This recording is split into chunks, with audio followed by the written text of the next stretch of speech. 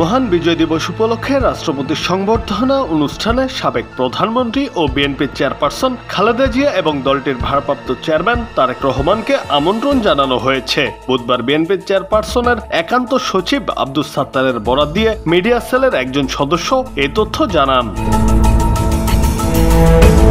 তিনি বলেন, রাত 8:45-টার দিকে আমন্ত্রণপত্র নিয়ে খালেদা জিয়ার গুলশানের বাসভবনে প্রবেশ করেন রাষ্ট্রপতির সামরিক সচিব মেজর জেনারেল মোহাম্মদ আদিল চৌধুরী। এ সময় বিএনপির চেয়ারপারসন ও ভারপ্রাপ্ত চেয়ারম্যানের পক্ষে আমন্ত্রণপত্র গ্রহণ করেন দলের স্থায়ী কমিটির সদস্য ডাক্তার AZM জাহিদ হোসেন। এর আগে সন্ধ্যা 7:45-টায় খালেদা জিয়ার গুলশানের বাসভবনে প্রবেশ করেন বিএনপির চেয়ারপারসনের সাবেক উপদেষ্টা মোহাম্মদ মোসাদ্দেক আলী ফালু। গত 21 নভেম্বর ঢাকা সেনানিবাসের সেনাকুঞ্জে সশস্ত্র বাহিনী দিবসের অনুষ্ঠানে অংশ নিয়েছিলেন বিএনপির চেয়ারপারসন।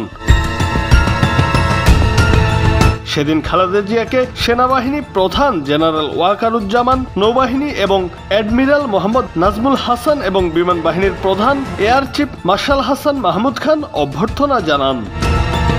জুনায়েদ আহমেদ, বাংলা টিভি।